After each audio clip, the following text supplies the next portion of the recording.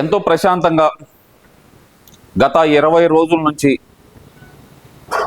కుంభమేళ ప్రయాగరాజులో ఎంతో ప్రశాంతంగా జరుగుతున్న కుంభమేళాలో ఒక రకమైన విషాదం చోటు చేసుకుంది. ఈరోజు తొక్కిసలాటలో దాదాపు ఒక 20 మంది చనిపోయినట్టు అయితే వార్తలు వస్తున్నాయి. చాలా బాధాకరం. జరగకుండా ఉండాల్సింది. ఎన్నో జాగ్రత్తలు తీసుకున్నారు. అక్కడ ఎంతో కట్టుదిట్టమైన ఏర్పాట్లు చేశారు. కానీ ఒక లెగ్గు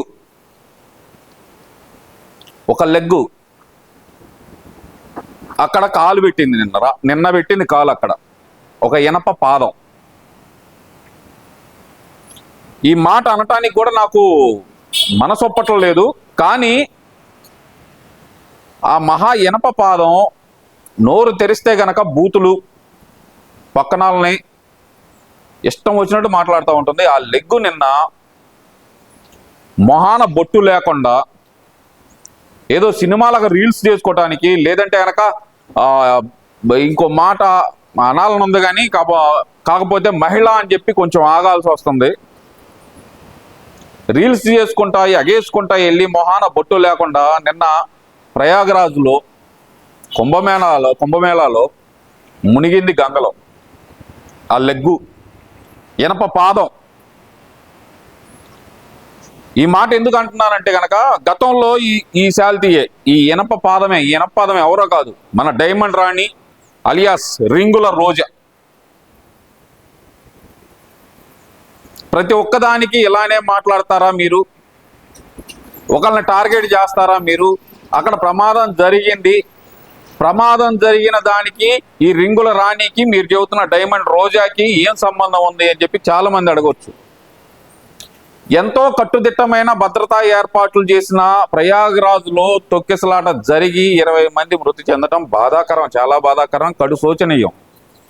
కానీ మరి తిరుపతిలో జరిగింది ఏంటి? భద్రత ఉంది కదా, అక్కడ కూడా తొక్కిసలాట జరిగింది కదా, అక్కడ చనిపోయారు. అక్కడ కూడా జరగకుండా ఉండాల్సింది. కానీ ఇక్కడ జరుగుతున్నది ఏందయ్యా అంటే గనక ప్రజల ఆతృతతోటి మేం ముందలెళ్ళాలి అనే ఆతృతతోటి జరుగుతున్న తొక్కిసలాట. దానికి కూడా ఒక వ్యక్తికి ఆపాదించి చంద్రబాబు నాయుడు గారిని ఉద్దేశించి ఈ డైమండ్ రాణి రింగుల రోజా చేస్తున్న వ్యాఖ్యలు ఒక్కసారి మీకు వినిపిస్తాను. నేను మీకు వినిపించి మీకు చూపించిన తర్వాతే నేను మాట్లాడతాను దీని గురించి.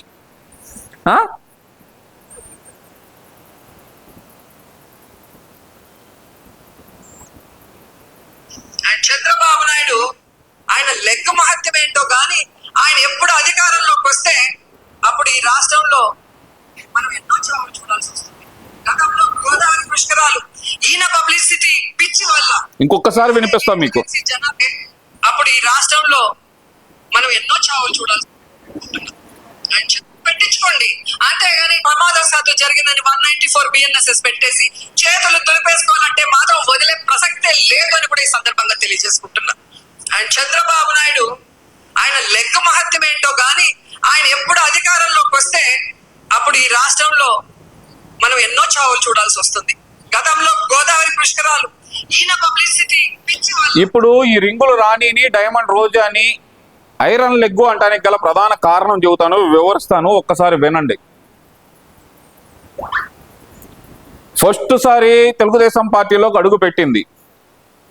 తిరుమలలో క్లైమోర్ మైన్స్ పేలినయి. చంద్రబాబు నాయుడు గారు త్రుటిలో ప్రాణాపాయం నుంచి తప్పించుకున్నారు. అవునా కాదా? అలానే చూస్తే గనక తెలుగుదేశం పార్టీ ఓడిపోయిన తర్వాత తన పదవుల దాహం కోసం కాంగ్రెస్లోకి వెళ్ళింది. మహానేతగా చెప్పుకునే మహానేత పంచభూతాల్లో కలిసిపోయాడు. అవునా కాదా? అవునా కాదా? దీనికి సమాధానం చెప్పండి.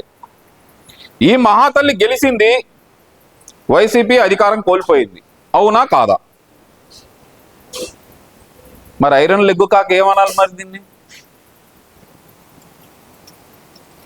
అమ్మ రోజా, ఆ రోజు చించుకున్నావు కదా తిరుమలలో సంఘటనలో.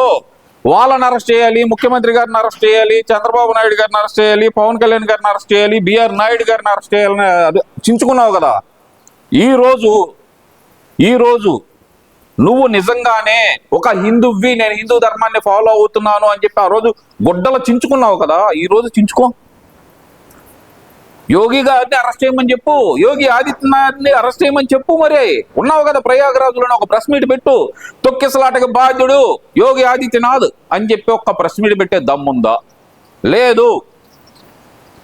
ప్రధాని గారు పర్యవేక్షణ లోపంతో జరిగింది ఇదంతా అని చెప్పి ఒక మాట చెప్పగలవా?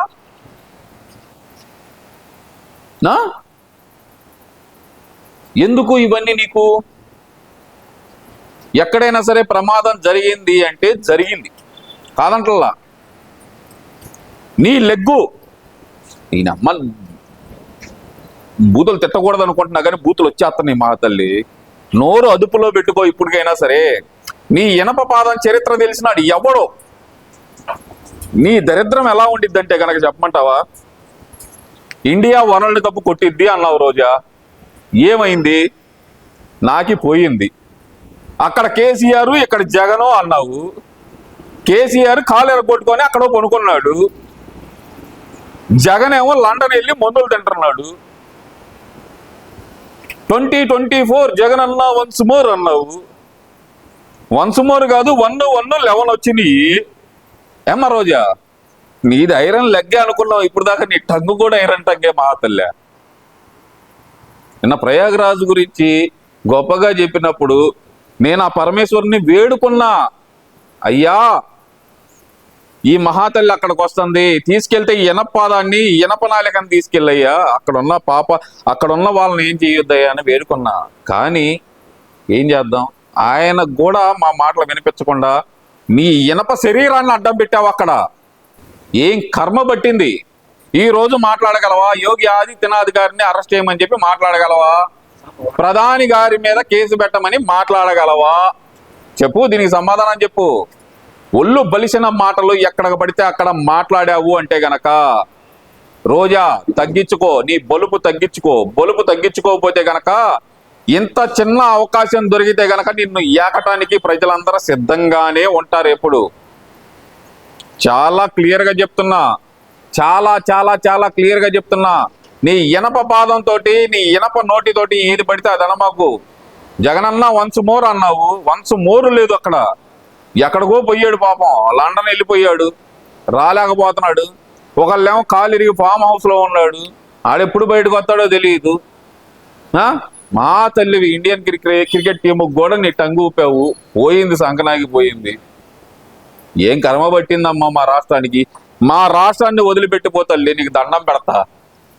రాష్ట్రం అన్నా పచ్చగా ప్రశాంతంగా బతికిద్ది. నువ్వు చెన్నైలో ఉన్న నాళ్ళు ఆంధ్రప్రదేశ్ పచ్చగా వానలు కురుస్తూ ప్రశాంతంగా ఉంది. నగర్లో అడుగు పెట్టావు, ఏమంటావు? మాకు దరిద్రం పట్టిందో మళ్ళీ. నువ్వు నగర్ రావటం మొదలు పెట్టిన కానీ ఆంధ్రప్రదేశ్లో వానలు మాత్రం వెనక్కి వెళ్ళిపోయినాయి. నీ ఇనపాదం తీసుకెళ్ళి అక్కడే సాగు పెట్టుకో, చెన్నైలోనే. మాకొద్దు నీ దరిద్రం. ఈ డంబా బుస్కు మాటలు, నువ్వు వాగే సొల్లు కోతలు కౌంటర్ ఇవ్వడానికి జనాలు కానీ మేం కానీ ఎప్పుడు సిద్ధంగానే ఉంటాం. ఇనప పాదం పెట్టి ఒక రకంగా చెప్పాలంటే మహాకుంభమేళాలో విషాదం జరగటానికి నీ ఇనప పాదమే మహాకారణం. ఫస్ట్ కారణం అదే. రోజా నువ్వే మహాకారణం. నీ ఇనప పాదం, నీ ఇనప నాలికే, ఐరన్ లెగ్గు, ఐరన్ టంగుతోటి మహాకుంభమేళాన్ని కూడా అపవిత్రం చేశావు.